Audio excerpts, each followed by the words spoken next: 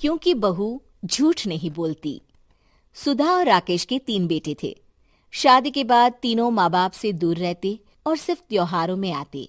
माँ जी, पिताजी, अगली बार आप लोग हमारे घर आइएगा। अरे नहीं बहू, सब यहीं आ जाते हैं तो घर खिला खिला लगता है। हाँ बहू, तू हमेशा बुलाती है तो जरूर आएंगे तेरे पास भी। हाँ हाँ, दीदी का घर बड़ा जो है, सब कुछ आपने शादी के बाद दीदी को ही तो दे दिया था। हमें भी दिया होता तो हम भी बड़ा घर लेते। क्यों सुनील? अरे नहीं नहीं, पापा ने सबको एक बराबर ही दिया है। छोटी बहू, क्या चाहिए तुम्हें, बोलो। वो आपके सोने की चेन वाली घड़ी है ना, वो अगर आप मुझे, तभी वहाँ मजली बहू भी आ जाती है। और मुझे ना आपका मंगलसूत्र कितना लंबा, सुंदर और भारी भी है। अरे हाँ हाँ, तुम दोनों को ही दूंगी बहू, चिंता न करो। चलो अब खाना लगाओ, खाना खाया जाए। सभी मिलकर खाना खाते हैं कि पड़ोसन आ जाती है। अरे सुधा बहन, थोड़ी चीनी तो देना, घर में शक्कर नहीं है और मेहमान सर पर बैठे हैं। अरे छोटी बहू, चाची को शक्कर तो दे दो। अरे मजली दीदी, आप दे दीजिए ना, मैं यहाँ कम आती हूँ तो मुझे पता ही नहीं है कि सासू माँ सारी चीजें कहाँ रखती है। और तुम, मैं कौन सा यहाँ रोज शक्कर फाँकने के लिए आती हूँ, मुझे भी नहीं है पता। तभी बड़ी बहू हाथ में चीनी की कटोरी लेकर आती है। चाची, शक्कर आप लोगों का बड़ा सहारा है माँ जी और पिताजी को, वरना हम लोग तो यहाँ रहते ही नहीं। आप जैसे पड़ोसी हैं तो हम निश्चिंत हैं। और जीती रहे बहू, अब तो ये घर पड़ोस कम परिवार ज्यादा लगता है। सुधा अपनी बड़ी बहू को देखकर बहुत खुश रहा करती थी। वो उससे अक्सर घंटों बात भी किया करती, लेकिन दोनों दूसरी बहुओं का भी वो समझती थी कि शायद छोटी है, वक्त आने पर संभल जाएंगी। समय आ जाता है जब सभी को वापस जाना होता है। माँ जी, हम लोगों की फ्लाइट पहले है, हमें इजाजत दे। वो सास के गले लगकर चली जाती है। थोड़ी देर बाद छोटी बहू कहती है, माँ जी, मैं ना ये सोफे के कवर और चादरें ले जा रही हूँ, यहाँ तो ऐसी ही पड़ी रहेंगी। हाँ हाँ बहू, ले जा, और कुछ चाहिए तो बोल। और तो चाहिए बहुत कुछ, पर चलिए कोई बात नहीं, अगली बार ले जाऊंगी मैं। ऐसे ही मंजली बहू भी घर का बहुत सारा सामान ले जाती है। सभी के जाने के बाद सुधा राकेश से कहती है, घर कितना सूना लग रहा है ना। हाँ, और खाली भी। तुम्हारी दोनों बहुएं सब बटोर गई।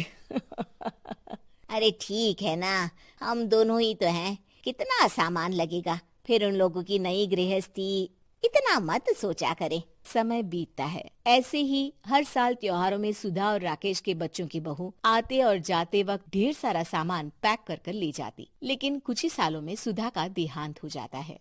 पिताजी, आप यहाँ अकेले क्या करेंगे? हम लोगों के साथ चलिए। अरे नहीं नहीं बहू, इस घर में सुधा की यादें हैं, मैं उसे नहीं छोड़ सकता हूँ। अब तुम लोगों की माँ नहीं रही। देख लो, वैसे तो मैंने उसके जीते जी सब कुछ दे दिया है, लेकिन कुछ उसका पर्सनल कीमती सामान था जो ये है, ले लो। सामान में होती है एक घड़ी और एक मंगलसूत्र। माँ जी ने कहा था कि वो ये घड़ी मुझे देंगी। हाँ हाँ, पिताजी, माँ ने सबके सामने ये घड़ी सरिता को देने के लिए कहा था। उठा लो सरिता माँ की घड़ी। अब क्या था, छोटी बहू फट से घड़ी उठा लेती है। और पिताजी, ये मंगलसूत्र तो माँ ने मुझे ही देने को कहा था, याद है ना? वो सभी की ओर इशारा करती है। तू भी ले ले ये हार बेटा, कोई बात नहीं। मंजली फटाक से हार उठा लेती है। ससुर बड़ी बहू की तरफ देखते हैं। तुझे क्या दूं बेटा? पिताजी, माँ ने एक चीज मेरे लिए भी रखी है। सभी के कान खड़े हो जाते हैं कि आखिर सास ने क्या रखा होगा बड़ी के लिए। अरे माँ जी तो दीदी से प्यार भी ज्यादा ही करती थी, हमेशा उनसे बात किया करती। जरूर कोई बड़ी और अपनी प्रिय चीज दी होगी दीदी को। और देख लेते हैं ना, वरना तो हम भी बराबर का बंटवारा करेंगे। हाँ हाँ, कर लेना बंटवारा।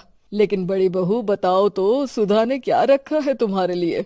अभी तो हम लोग यही हैं पापा जी, जब जाने लगेंगे तो बता दूंगी। बड़ी बहू के मुंह से ये बात सुनकर बाकी 2 बहुएं सोचने लगती हैं कि आखिर क्या है जो दीदी को सासू माँ देकर गई हैं। दीदी, ऐसा तो नहीं ना कि पूरे घर का आधा हिस्सा माँ बड़ी भाभी को देकर गई हो? तभी वहाँ ससुर आ जाते हैं। नहीं नहीं, ऐसा कुछ नहीं है। मकान तो तुम तीनों का बराबर से है। देखो, बड़ी बहू से तुम्हारी सास ज्यादा जुड़ी थी, न जाने क्यों घंटों बात किया करती थी। पता नहीं क्या देकर गई है उसे। और ससुर जी, आपको क्या पता, चालाकी से पूरे घर के पेपर में साइन करवा लिए हो, या फिर कोई छुपा गहना। आखिर मकान पूरा तो आपने सासू माँ के नाम ही कर रखा था ना। अब घर में ये सस्पेंस बन जाता है कि आखिर बड़ी बहू क्या लेकर जाएगी। फिर वो दिन भी आ जाता है जब बड़ी बहू के जाने का समय हो जाता है। बेटा, परसों तुम चली जाओगी, बताया नहीं, माँ ने तुम्हें क्या दिया? घड़ी और हार जो बेशकीमती था और तुम्हारी सास को सबसे ज्यादा प्रिय था, उसका तो बंटवारा भी हो चुका है। अब तुम्हारी बारी। हाँ पिताजी, आज मैं ये बात बताने ही वाली थी। माँ ने मुझे उससे भी बेशकीमती चीज दी है और वो है आप। आपसे अधिक प्रिय उन्हें कुछ नहीं था। माँ चाहती थी कि आप मेरे साथ रहें। चलिए पिताजी। बेटा, मेरे पास तो कोई पेंशन भी नहीं है और ना ही कोई प्रॉपर्टी। लेकिन आपके पास संस्कार है पिताजी, जो मेरे बच्चे आपसे लेंगे, तो आपको ले जाने पर स्वार्थ ही है मेरा। चलिए ना पापा। सभी के सामने पिताजी बड़ी बहू और बेटे के साथ उनके घर चले जाते हैं।